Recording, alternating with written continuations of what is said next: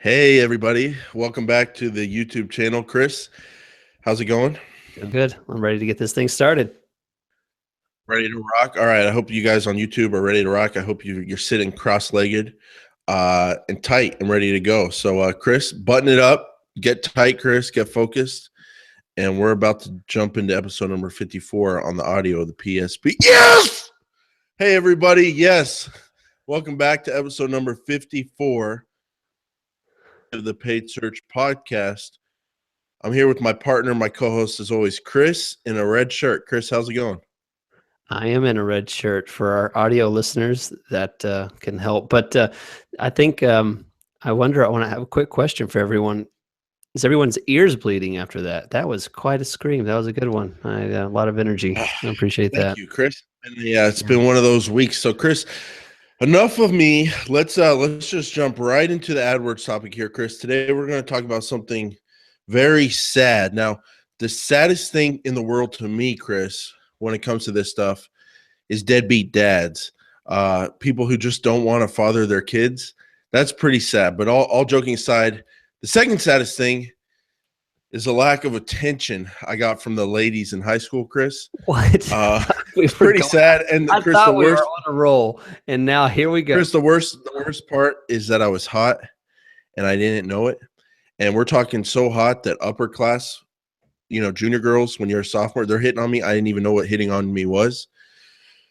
That's pretty sad that I was hot and didn't know it. But Chris, now getting to the AdWords topic, the third saddest thing in the world, Chris, is when someone doesn't have a good landing page with Google AdWords campaign. We get them this beautiful, relevant traffic. We do everything right. AdWords works, and then we take them to the landing page, and the whole thing goes up in flames, and it's just like one big steamy dump gets dumped on this entire process. So, Chris, we're going to get into landing pages. We're going to get into common website and landing page issues, problems. I want to know what prompted you to promote this as a topic, because you're one that brought this up. So what's going on in Chris's world? What kind of landing page issues are you having, my friend? Well, I'll tell you, when I work with a client, there's one thing that I always have to deal with that I have nothing to do with, and that's landing pages. Whenever I start with a new client, one of the first things I do is I say, "Let me see your landing page," and it's that click of dread, because I wonder, what am I going to get this time? What's it going to look like? How? And they're like, "Oh, well, it's just my website." So I pull up their website and I'm like, "Oh, this is just a one-page scrolling with kind of topics everywhere." I mean, it's just, or it could be a gorgeous page that they put time into, and it could work beautifully. But I think it's important because I want to educate our listeners about just some of the common things you and I see. We probably looked at hundreds and hundreds of landing pages in our lifetime, our professional lifetime. And there's a lot of things that are just so obvious that I see done so much that I want to bring that to light, because for a lot of people, it may not make sense to them. If you're the guy that's, turning the wrench, these kind of things may not be obvious to you because you're not, a marketer. That's not where you spend your time. So I want to talk to the people that would not know these things any other way. I think a good way to frame it, and by the way, when you say landing page, are you talking about the actual page ads taken to, regardless of whether it's a custom landing page or the business website? Thank you for clarifying. When I say landing page, I'm using it as a generic term for website or landing page, basically final URL, whatever page the ad is going to. That's what we're referring to today. Yeah, and I think, Chris, a good way for people to frame this, and from your intro there, it's not so much about getting the perfect page and getting things just perfect. It's about avoiding boneheaded mistakes. And if you can avoid the boneheaded mistakes, you don't have to have the perfect page to get conversions, to get phone calls and lead form signups or sales. you have to avoid doing stupid things. And so today that's what's going to be, the show's going to be about. And Chris, I want to start off with an example. I took on a new moving client recently. I don't have any moving clients in Alaska. So I'm going to use Alaska as the example, and say this company was an Anchorage, Alaska moving company. The website we're taking people to does not mention Anchorage or Alaska one time. It's like a generic, nondescript moving company website. Beyond that, the landing page talks predominantly about commercial moving and long distance moving, and just a little bit about residential moving. But most people searching for a mover are going to need a residential mover. So 2 weeks into the campaign, I'm getting the call, hey, why aren't things going well? I'm not getting phone calls. And I have to explain to him, well, look at these search terms we're showing up on: movers in Anchorage, best moving companies in Anchorage, movers near me, local movers, all the stuff we want to show up on.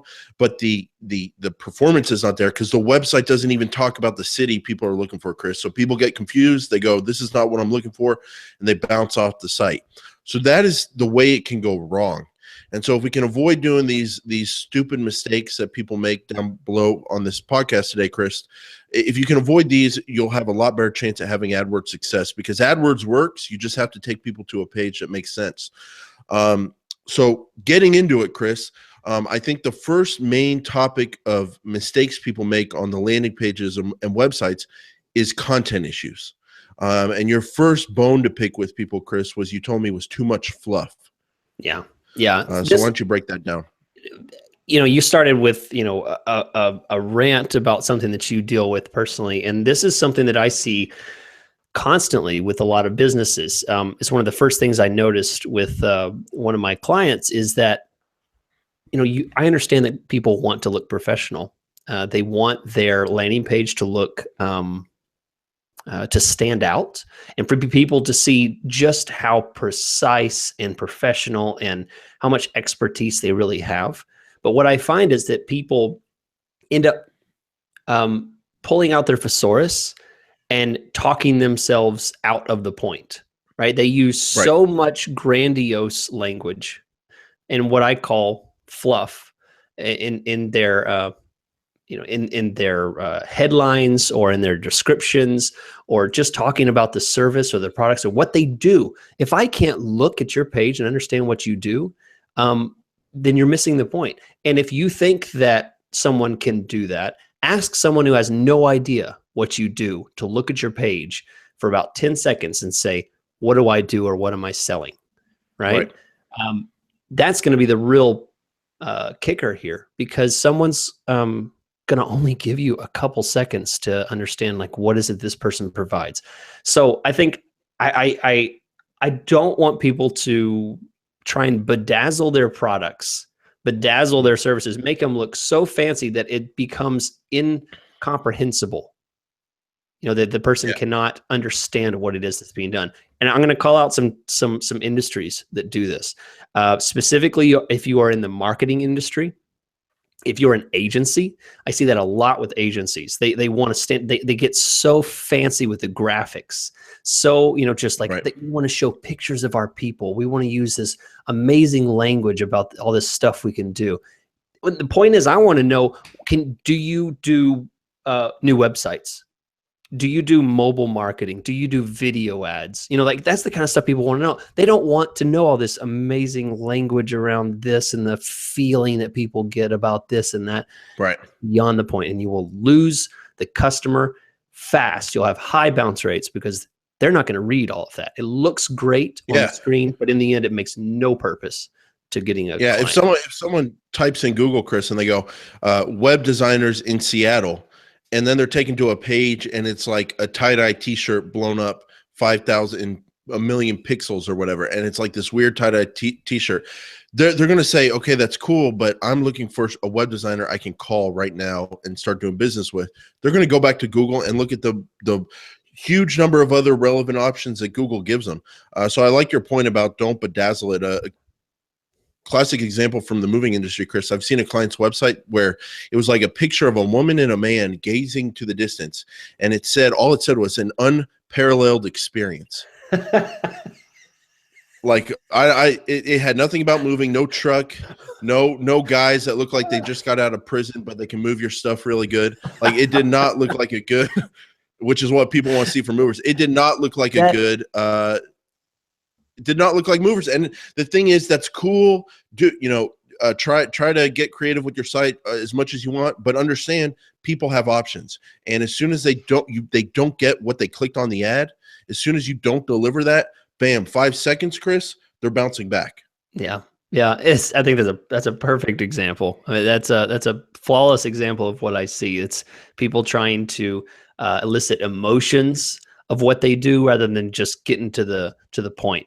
I don't think that, emotional hooks are useless, but I think they don't work for top of the page. And basically you go with an entirely emotion based strategy. I mean, you can mix that, but you need practical information. You need those keywords. If someone types in movers in Jacksonville and then the ad says #1 movers in Jacksonville and they click on it, that landing page has to show that it has to say the word movers. It doesn't have to say the word move, but someone reading whatever words there, it has to convey to them that you're delivering what you promised. And Chris, speaking of that, what some of my clients, they have the most basic websites, but they're very organized. They're very clear to the point, and they work wonderful for AdWords. I have I have a great example, and this just recently happened. I literally talked to a client today and about this. And here's what happened. I'm going to tell a little story here. It'll be quick. Basically, I have some photo booth rental clients. Okay. So these guys rent photo booths for events and weddings and things like that. Okay.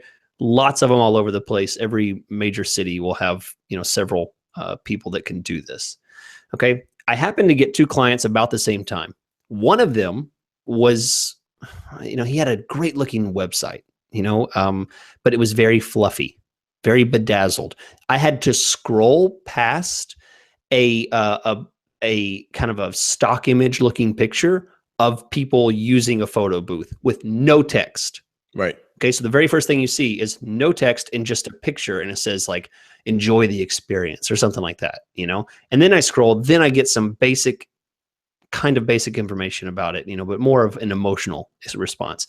Page number 2, client, very basic. You could almost say it was a little ugly. Okay. You could tell it's done by someone who maybe wasn't quite as graphically inclined, but they had bullet points. They got straight to the point. They had pricing information. They had location information. They had features. They said, we can do video, we can do GIFs, we can do audio, you can print them out. I mean, all the information that everybody wants to know, right? Right. Does it do this? Does it do this? And they answered all of that right on the page. It was amazing, the type of detail they went into. Jason, guess who killed it after month 1 on the conversion tracking? I would say who killed it on conversion tracking would be the second option, because there's no reason anyone searching for photo booth rental could ever leave that site. You're giving them everything they wanted right there, and then they can make the decision to call in and book a day. It's no surprise. I mean, because they answered the questions. They had price, they had location, they had a feature list, they had pictures of the product, they had everything answered. And the person was like, this is what I'm looking for. Why would I go look somewhere else? I want to at least get a price from these guys. The other people, they had questions like, well, this company seems really fancy. They're probably going to be more expensive. Those kind of things go through their head. They think, look how fancy this website is. This is probably for bigger weddings. I don't want this client. I don't want this type of photo booth because it's probably, something for big weddings. I want a small wedding kind of thing. It doesn't speak to everybody. It doesn't answer the direct question. So yeah. And we're just to give some numbers, we're talking about a 3% conversion rate for the fancy bedazzled and like a 12, 13, 14% conversion rate for the standard. Yeah. We're talking 4 times difference in the conversion rates here. And it made a huge difference for the client. One was ecstatic and one was like, what can we do better? That's the kind of a and the crazy thing is not only is that second client had a cheaper landing page in terms of cost to set up the page and all that, but their actual conversions are cheaper. So the other guy pays more for the website and then he has to pay more for his leads. So Chris, in terms of content problems to avoid, it can be broken down into just 2 main things you have to think about. One, make sure you take people to the right page. if you're an Alaska moving companies, don't take them to a page that doesn't talk about Alaska. You have to talk about your service or your product or searching for. Take them to the most relevant page. Second hurdle to jump over is get to the point. Give them what they're looking for, and don't be too flashy or too bedazzled and kind of make things harder than they need to be. And if you can do those two things right, then you kind of check the box on the content issue. And it doesn't matter so much whether an image is on the upper left or the upper right or anything like that. It's just about those two main things. So Chris, assuming you can do those two things right, now you jump into trying to get conversions. The whole reason we run AdWords is to get conversions, sales or leads. And if it's leads, phone calls or people filling out a contact form. But there's a few things you can do wrong in terms of conversions. Chris, the first one I would say is not having a way for people to convert, not having a lead form on the page that they're taken to. That's very important in my opinion. And the second one is not having a phone number. If you're running AdWords to get phone calls and then you take people to a page without a phone number, you're not going to get those calls. And Chris, before, what is your opinion of having both the phone number if you want phone calls and the lead form if you want contact form leads on that page that people are taken to? Is that important to you? Or if a client said, well, I've got them, they just have to click to the contact page, so it's good enough. What's your opinion on that kind of breakdown? Yeah, Google basically answers the question for us by, in their best practices, they say that things need to be accessible without people having to go hunt for that information. They want your business location information on that page. They want a contact form, some type of call to action on that page. I mean, they say that in their best practices forms and information they give out. So I think that question is basically, it's not from us. This is from Google. Yep. Google says it's important that people have a call to action. They have basic business information available to them on that page. And in the next section we're going to talk about, we talk more about what Google will react to on your site and can make a big difference. But I think that's that's enough said, is that Google says it and it's worth doing it. If Google says it, then you have to keep up that. Have those forms if you want form leads on the landing page. Have the phone number on the landing page. Chris, you like a big call to action. I like one too. You have to kind of tell people what they do, what they need to do. So if you have a phone number on your website, have a huge call to action with it that says call now during these hours to get an instant quote or something like that. Another pet peeve of mine, Chris, is I don't know why it is this way, but in a ton of different website, like standard themes that businesses can just set up quickly on their website on WordPress, the themes come with the phone number super small in the corner. And a lot of times they're in a different shade of the same color font. Like if the top of the headline, top of the website's blue, dark blue, they might have like a light blue phone number. And if the whole idea is to get phone calls, why are you hiding your phone number or making it tough for people to call you? So I like huge phone numbers, Chris. And small phone numbers is one of my biggest pet peeves. Yeah. There's something that I find myself falling victim to all the time. And like I said, if you're the guy that has his hand on the on the truck driving the car around to deliver furniture, you wouldn't think about this, but there's a thing called headline blindness, right? When I literally look at a page, I do not see what's at the top of that page. The headline on that page might be completely skipped, and I immediately go to the middle of the page. Okay, so if your phone number or call to action is in that top, I would say 15% of the page of that viewable page area, you're in danger of having your call to action or whatever you most want to describe to the person being completely missed. I mean, what's the first thing you do when you land on a website? You start scrolling. You immediately start going to the bottom to see like, okay, I'm just going to scan this real quick. You miss the top. I'd say the top 30% of the page is probably missed compared to the middle of the page, stuff like that. Right. So that's a big issue. I think you're definitely right. So I think, go ahead. Oh, I was just going to say the last one, Chris, for me is trustability. You have to give people some level of trust. if you want their lead information or if you want them to call you. So one of my biggest issues, Chris, is people don't put pictures of real people and real office space and real equipment on their websites.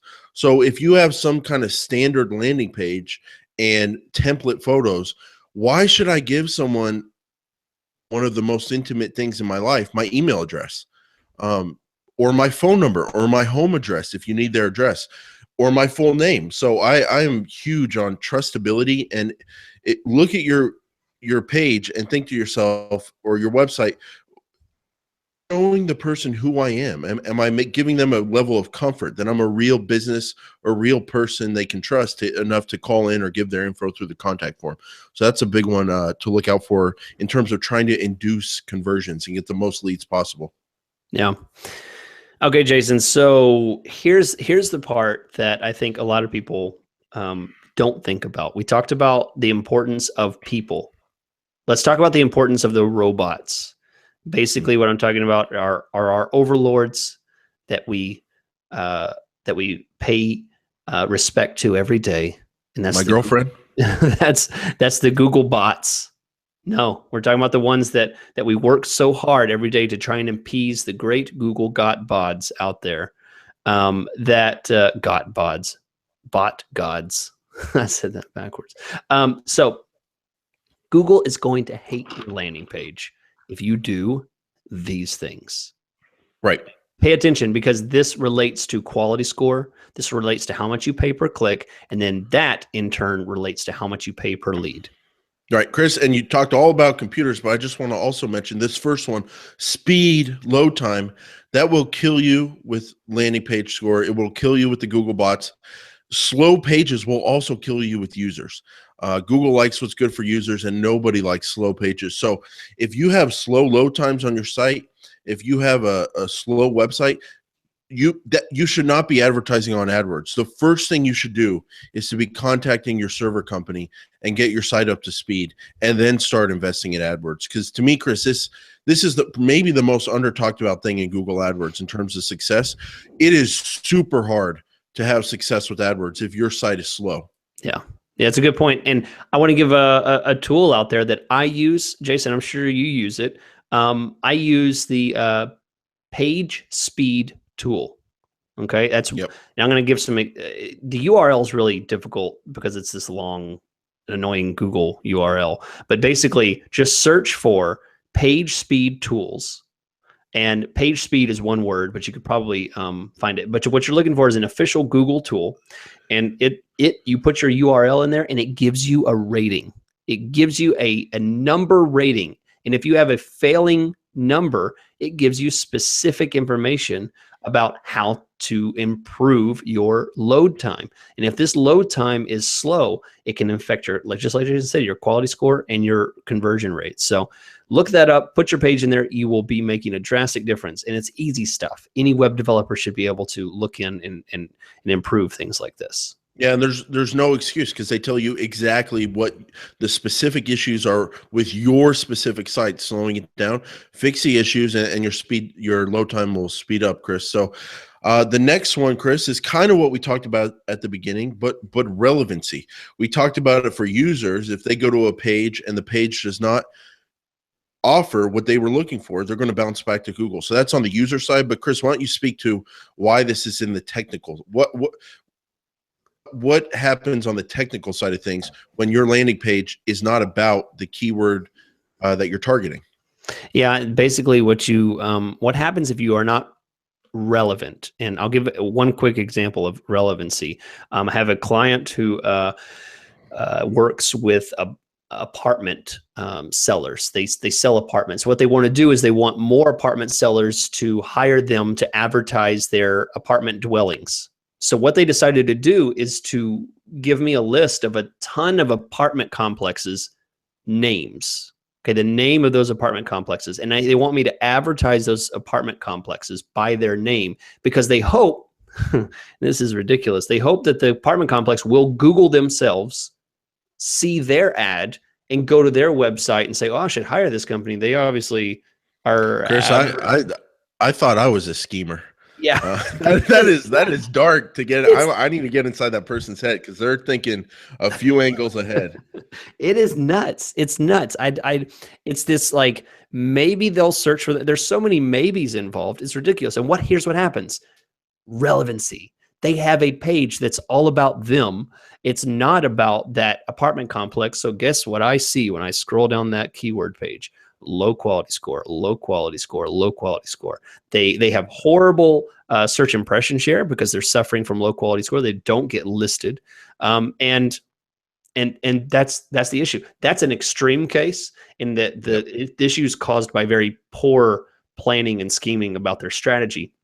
But I see this happens all the time, for practical reasons, for people that have, they sell a certain widget and their landing page doesn't say widget on it. It doesn't say that specific thing on that page. It's not relevant. Right. And that's where it hurts you. Yeah, and then an example from the lawyer world. There's say you have a general lawyer who does divorce, criminal law, DUI, real estate, that kind of thing. If on his site he has a page dedicated to being a divorce lawyer and divorce lawyer services, and you target the keyword divorce lawyer, it's going to work perfect. The page is relevant, and Google system scans that and goes, okay, the keyword is divorce lawyer Tampa, and the page is divorce lawyer services in Tampa, so it works great. But then he also wants to target real estate lawyer, but didn't put anything on his website about being a real estate lawyer. Relevance for that kind of term, real estate lawyer, is going to be lower because there's nothing on his site to tell the system that he's a real estate lawyer. So it's super important both for users and then for quality scores. Chris, and I was doing some numbers the other day, like how much less a quality score with a keyword with a quality score of like 9 has to bid compared to a keyword quality score of 3 or 4, which you'll get if your landing page is really bad. And it can make huge savings if you have a relevant page and high quality score. So Chris, the last one, and one of the most timely to the world in 2017, is if you are running mobile ads and your site is not optimized to show up on mobile. You're going to get dinged for that pretty big. And Chris, you can speak to how serious Google takes the transition to mobile. They really, really have a problem with people not having mobile optimized sites. Yeah, there's one way to tell that Google is serious about something, and that's the little red alert feature up at the top that they've added. And they've really gotten pretty extensive about what they'll warn you about. And one of those warnings is, hey, we noticed you don't have a mobile-friendly site. That's hurting your website, both with the Google bots and with users, because users don't interact as well on a mobile-friendly site or a non-mobile friendly site. And Jason, I've seen this in my own campaigns. If I just have just about any industry I can look at it, this is not just consumer-centric, but even B2B stuff. I see so much mobile traffic now, no matter where I'm going, no matter what I'm doing, what kind of keywords I'm looking at. Very often it will, if I had to, do a percentage, the higher percentage goes to mobile. And that's huge. It was not like that a few years ago. Mobile has grown so much. Mobile's grown huge. Tablets pretty much fallen off the map. Yeah. And that correlates with Apple's tablet sales have dropped quarter after quarter. But Chris, this is my iPhone, and it's as big as my face. And as you can attest to, I've got a big head yes. and a big brain that I use for my clients. But I've got a huge head, and this is a huge phone, Chris. Yeah. And so what happened back in the day, I think, is cell phones were super small. They weren't fun to scroll the internet on. Like, it sucked. It wasn't a good experience. So if I had to research for a lawyer, for a mover, for whatever, even to buy something, I'm going to my desktop. But now this thing is with me 24/7, right? And it's so good to use. Like, I have the iPhone 7 Plus, and I love it. And it's I can do everything on it on the browser because the phone is so big, and the phones have sped up in terms of load time on mobile. So more and more traffic is going to mobile. I think over half the search traffic right now is mobile, and that number is only going to keep going up. It's not going to go up to 100% probably, but it's still got a lot of room to go up. So if you're a loser out there and you haven't optimized your site for mobile, it's not about spending more money on AdWords right now for you. It's about getting this stuff right. Get a good mobile site, and then AdWords will be a lot better for you. Yeah, absolutely. Well, that's it. Of course, we always welcome questions about this kind of stuff. We can always address more, but I think it was something important that I wanted to talk about because I see it a lot, and it drives me crazy when I see a good campaign go to waste because a landing page is not optimized properly. Right. Well, Chris, can I go ahead and tease some stuff we have coming up? Yeah, let's talk about it.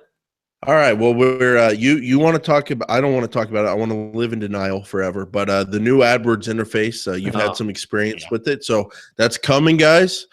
Just like we got you on board with demographics and device bidding early before anyone else. This is going to come out soon. So Chris is going to help walk us through that. Going to have a water cooler coming up. Time to vent. Time to get to know each other inside of each other's skin. Going deep inside of each other, a little deeper. So we'll have a water cooler. Chris, we ran our own YouTube campaign. Yeah. We might dig into those results. Pretty shocking results, and I don't know what to think of it yet, but we're going to go through those and get everyone's opinion. And then also, Chris, I hope you're running in the morning. I hope you're getting in shape because we have a great debate coming up, and it might be on one of the most controversial topics in the history of AdWords, and something that people will not stop asking about, Chris. So I'm excited to get to that, and then possibly a couple interviews coming up. So that's what we've got coming up for the PSP. And Chris, why don't you tell them about the website? Tell them where to review us, and everyone loves your takeouts. So why don't you take us out here? I'm going to sit back. Okay, so thanks for listening. PaidSearchPodcast.com, Twitter, Facebook, subscribe, send comments, send reviews. Have a nice week. Send help. Chris is falling off. Yes!